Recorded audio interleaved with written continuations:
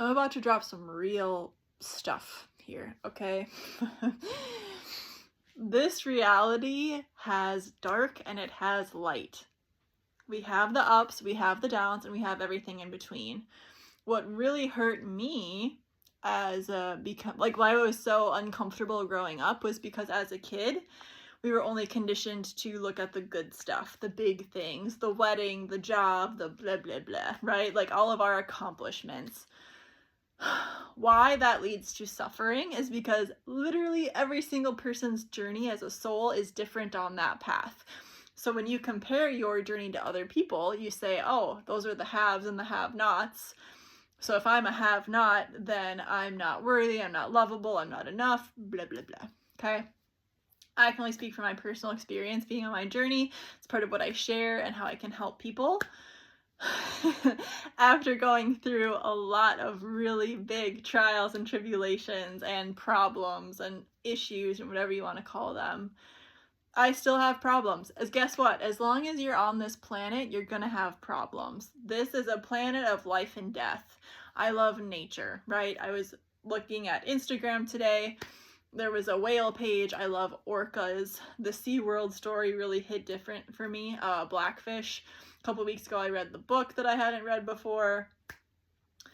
On this orca page, I saw an orca attack a dolphin, and it hit the dolphin like out of the water, right? And another one, the orca was carrying around the dolphin carcass and gonna feed that to its family. Like, as long as there's been life on Earth, there has been death, because there's been other species that are trying to live, and in order to live, sometimes animals have to kill other species to survive.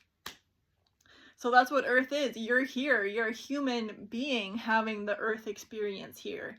So yes, you're going to have your difficulties. You're going to have your challenges. I went to a meeting tonight because, let me tell you about my day. There's been someone in my life for almost 5 years who I found out this morning had lied to me about something. And I don't know why he did it. From my point of view, it's something weird to lie about, but he did it. And I was like, you know what? I can't even really think about that and get upset today because I have a big day, because I was maybe going to be offered a job. So then I was working and I got offered this job, and it's something that I have looked forward to for a while, to make more money as a health coach. So I was like, that's a win. Sorry, I'm having a weird taste in my mouth. And then I was like, well, I'm kind of anxious because the company I'm at now really likes me.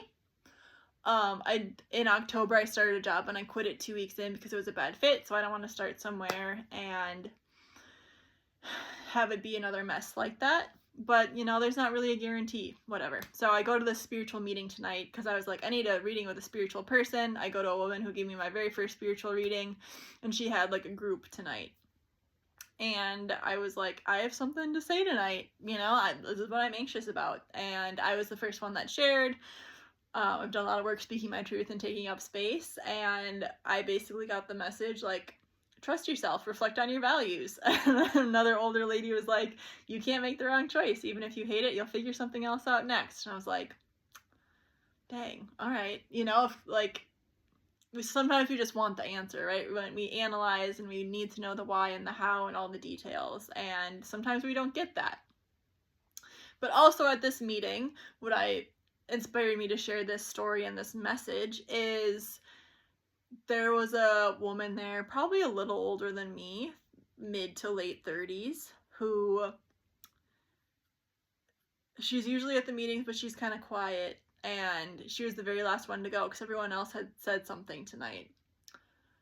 And she asked the man next to her, she was like, at the last meeting you talked about seeing Jesus in your near-death experience and experiencing unconditional love. Can you tell me about that? Like, how do I harness it? So that's a great, awesome question. And his daughter next to him asked the girl that asked that question, what did she ask her? I don't remember what she asked. Oh, well, like, what was your near-death experience? And she said, I tried to unalive myself 4 years ago,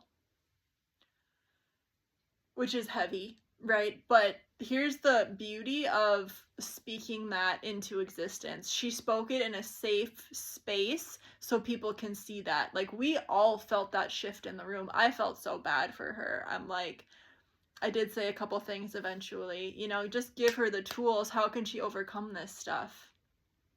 She's super pretty.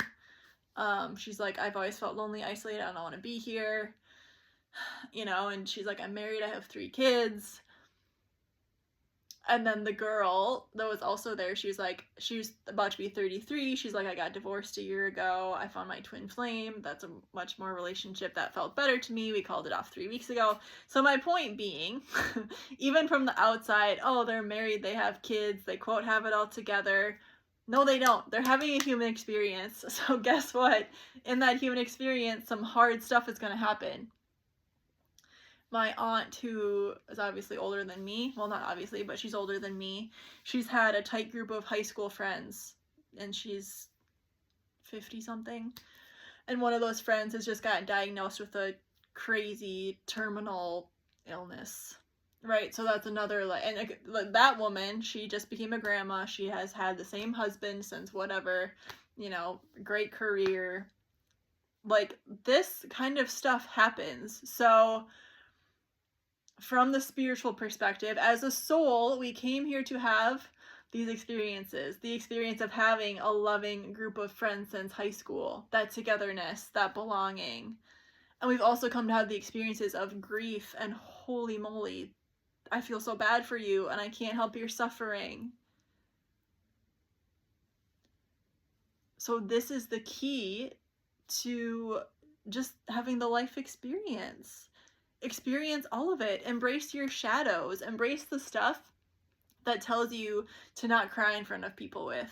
Embrace the challenges. Embrace your, stuff that's uncomfortable and the shadows, because as soon as you bring it into the light, you feel so much lighter and you can share your story, and that's what creates sparks of change and hope and inspiration, right? Having the strength and ability to say, that was one of the hardest things I've ever been through, right? Because when you have those big, what I call big feelings, it feels like you're dying because it's so uncomfortable. That's why the logical mind tries to push it all away and say, no, you're fine, you don't have to feel your big feelings. But what lies on all the sides of that trauma is true freedom and liberation and authenticity. And hopefully you can tell, or maybe you have been able to tell, I can share that because I've gone through that journey, and I'm so passionate about sharing this with other people and helping other people through that stuff because it's so real. It's so raw and it's so real. It's probably my Jupiter and Scorpio. That's where my luck and abundance is, and all the Scorpio stuff, the death, the transformation, the painful stuff, the alchemy, the phoenix rising from the ashes after it dies. It's so rich and liberating and deep and secret and taboo. But like I said, it's shadow work is the key to becoming truly free and powerful and in your divine love and unconditional love. So let me know if this resonates. Let me know what you want to see next, and I'll see you soon.